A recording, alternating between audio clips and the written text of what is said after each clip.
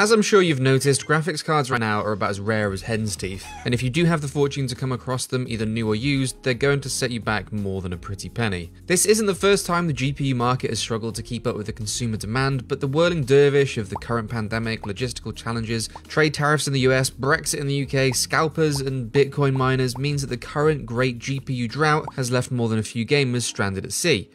So let's talk about what got us to this point, where graphics cards are sold out before you can even refresh the store page, and gamers are camping outside of tech stores for just a crumb of teraflops. The first thing to keep in mind is that the COVID-19 global pandemic has affected not only the GPU market, but the entire business of computer hardware. During the earlier months of 2020, manufacturing in China was extremely limited due to the virus outbreak. Stay-at-home orders and social distancing resulted in factories coming to either a complete standstill or operating with a skeleton crew. Now, this didn't just affect putting your favorite tech hardware together, but also meant all the bits and bobs that go into graphics cards were much harder to come by. From capacitors to silicon, the entire production chain found that their inventories were running low and couldn't turn those wonderful tech bits into your 3080s. Those difficulties are still ongoing as well, with all of the individual components continuing to prove difficult to track down and stockpile, to the point where this great GPU shortage isn't going to go away anytime soon. Now, of course, production isn't the only bump in the road when it comes to getting hardware into your beloved rigs. There's also a lot of logistics that go into actually creating these things and then delivering the finished products to graphics-hungry consumers. During the first half of 2020, hundreds of merchant ships across the globe were cancelled, which left a lot of the raw materials as well as finished goods stuck in limbo. As a result, the devices that did make it to where they needed to be were obviously extremely sought after. Scenes of fanatical fans hungry for a boost in frame rates camped outside of American electronics retailers with queues of consumers going around the block. People were even buying places in line just for a chance to get a GPU that only may have arrived in store come morning. Not only are these pieces of hardware already about as rare as rocking horse poo, but the demand for them over the past year has been higher than ever, in part due to the excitement over the Nvidia 30 series and AMD's most recent lineup. And it won't surprise you that these issues are also some of the reasons behind the gaming console market also facing some supply difficulties. Obviously, a lot of PC enthusiasts get caught up in the hype of new cards. I'm honestly guilty there too. But with so many people working from home over the past 12 months, it has created a larger demand for PC hardware of all kinds. As a ripple effect of this, PC gaming has seen a real boost in 2020 as well, with Steam in particular breaking records for all of its peak statistics, with 21% more games purchased and 50% more play hours than ever before. So already we have a consumer base that's bigger than ever, all chasing a product that has never really been harder to produce.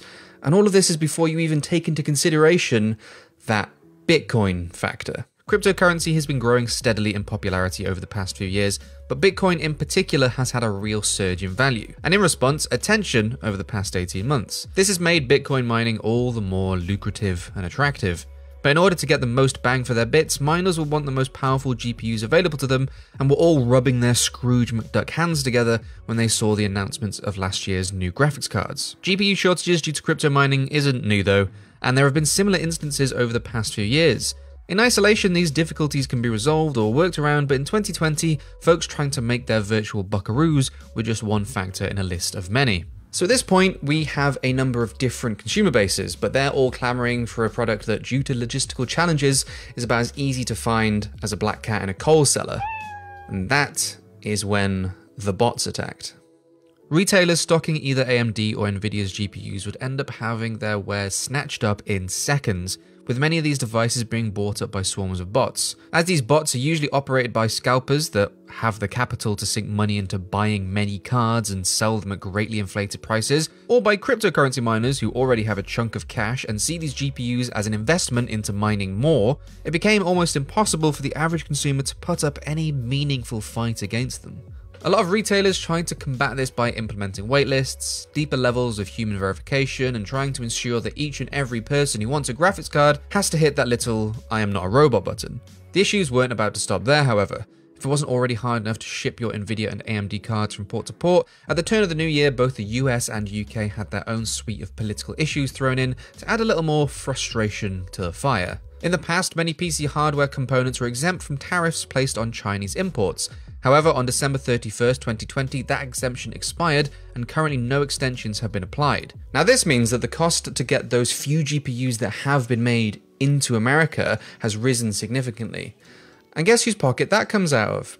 That's right, it's yours. If you want to buy a GPU now, you can expect to pay up to 25% more than you would have had to fork over back in 2020. For example, just a few days after the exemption expired, the Asus ROG Strix GeForce RTX 3070 jumped from $500 to $780.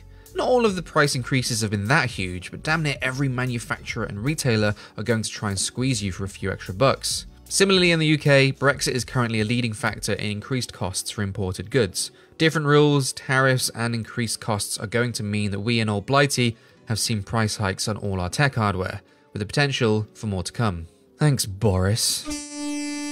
All these issues combined have played into our graphics cards ending up all the more expensive and all the more hard to acquire, and that has bled into the used market as well. If you go onto eBay now, if you fancy some GPU shopping, you may be able to spot current gen hardware at some absolutely daft inflated prices, but also a lot of older gen cars that are being sold for silly money too.